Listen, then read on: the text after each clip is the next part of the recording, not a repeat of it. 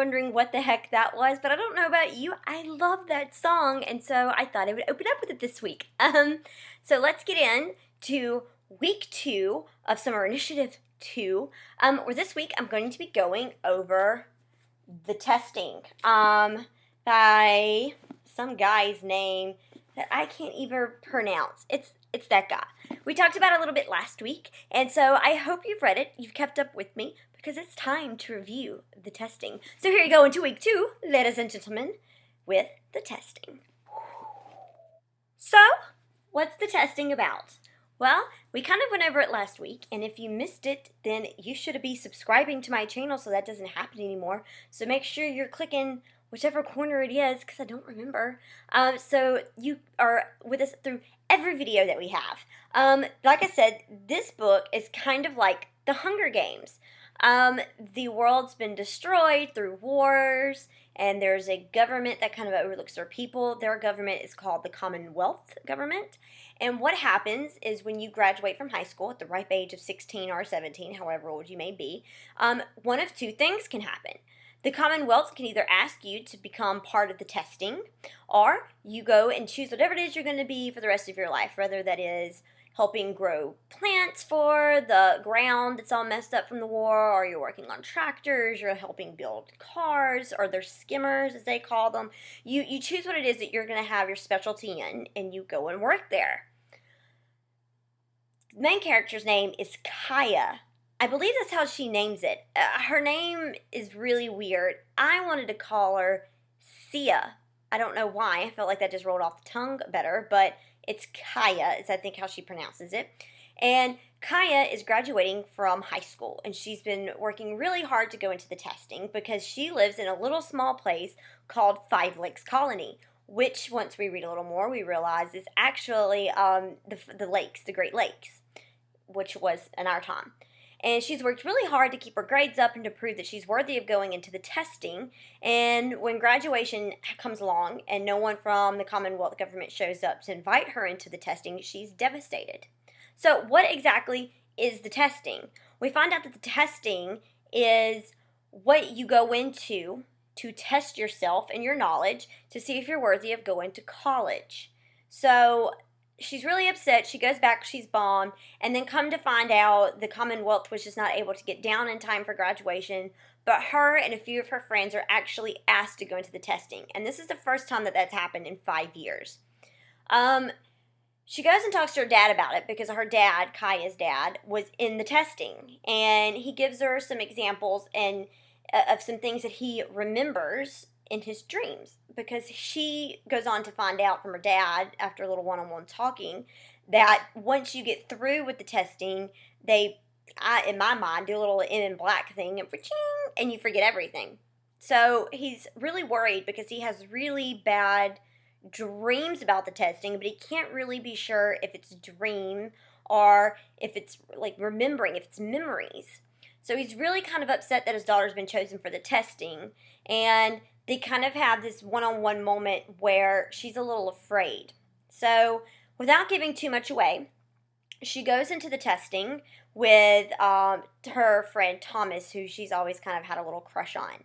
And they go into the testing, and for not going too deep into it because I don't want to give all the spoilers away, then it's not any fun for you to read.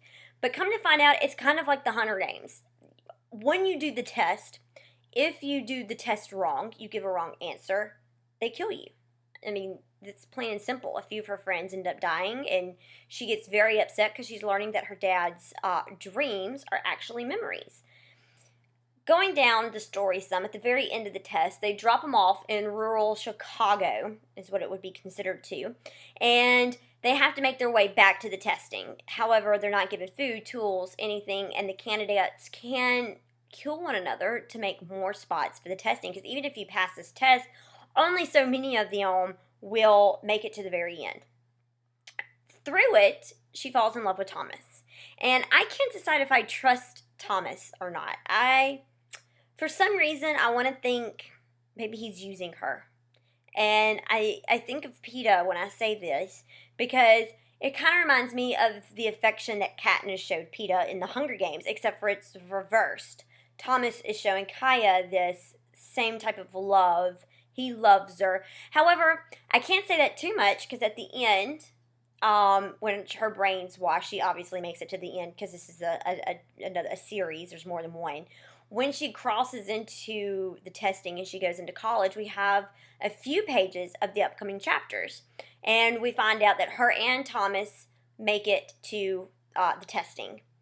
However, even though they've both been MIB'd and in the flash of light, he still loves her afterwards, which makes me wonder if it was ever really a joke or a scam, or if he truly did love her.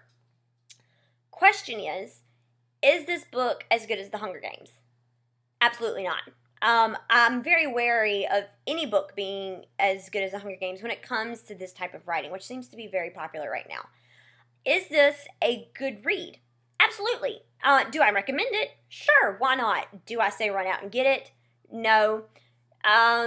When this is all over with, in a month or two, will I remember the characters' names? Absolutely not. In fact, I didn't like Kaya. I think it's Sia. Maybe I'm backwards. Cause I think her name was Melansia, and her name was Sia, but I called her Kaya. I think that's how I did it. Maybe I've said that already. But I don't think I'll remember that in 2 months, and I'll probably have it really bad then. I'll be calling her all kind of names. But there is a second book coming out, and it will be coming out next year, next January. I think it's like 200 days away.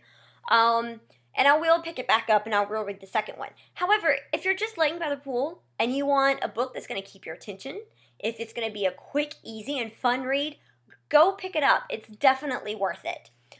So with that aside, I wasn't really thrilled over it. We have to start looking. I have to reach down and find my other book. I tweeted out to you guys, and if you don't follow me at Miss Faulk so you can help pick next week's book. So I've decided it was between Mortal Instruments and The Divergent. And I went with The Divergent only because everybody keeps talking about how great it is, and I don't want to have missed this opportunity to read it because it seems like it's like everybody's jumping on the bandwagon and I'm running behind yelling, wait for Maggie.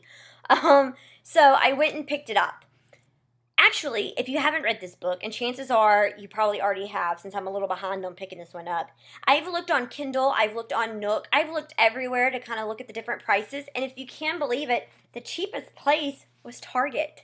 I picked up this book for only $8, which is pretty awesome. However, looking at the cover, it was given Goodreads Choice Award for favorite book, which is pretty awesome. I'm actually kind of new to Goodreads, so leave a comment below if you're an active user. However, if you haven't read the book and you're wanting to read the book, I want you to do me a favor. Head on over to www.missfalk.com because boys and girls, our website is live and ready to use. And on that site, down below, I'll get it in a second, down below, in the description area, I will have links to the site, and I'm actually giving away a free copy of Divergent for Kindle. So if you want to read it, head on over and enter the contest. I'm also giving away a Later's Baby t-shirt, and I'm giving away a Finding Mr. Right, Mr. Gray t-shirt on the site as well. So make sure you go over and sign up to be a member and join all the fun that is MissFalk.com. Also, on a totally unrelated note, I do want every girl to sit on the edge of her seat and yell out, "Hells yes," because we have a release date for the new 50 Shades of Grey movie being done by Universal. That's right, boys and girls. Put it in your iPhone, put it on your calendar. Hell, write it on your hand if you have to, that on August 1st, 2014, we will be sitting at the midnight showing of the new 50 Shades of Grey movie. So now that we have a release date for the movie, when are we going to find out who is playing our girl and our guy? Who's going to be Anastasia? Who's going to be Christian Grey? Matthew Palmer. If it's not Matt Palmer, I don't know that I'll be able to watch it. However, we can talk about all this. Head over to MissFalk.com, go to the menu, click 2013 Summer Initiative, and join the community forum right there where we're going to be talking about who we should be playing.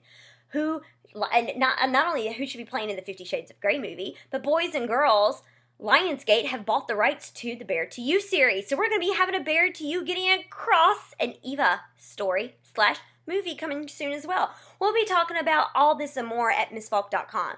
So go down below, figure out if you want to become a member, which should not be that hard of a question. Go become a member. It's free membership, and we're going to do all kind of giveaways every week. Every week I read a book. I'm going to be giving away free copies. I'm going to have all kind of swag for you guys because I love you so much. I want you to have all the free stuff in the world. I don't want you to have to pay for a good book. I'll do it for you. So go sign up on my website. Come back next week when we go over The Divergent. Tweet me, Facebook me. Let me know if you read it and how you liked it. And until then, laters, baby.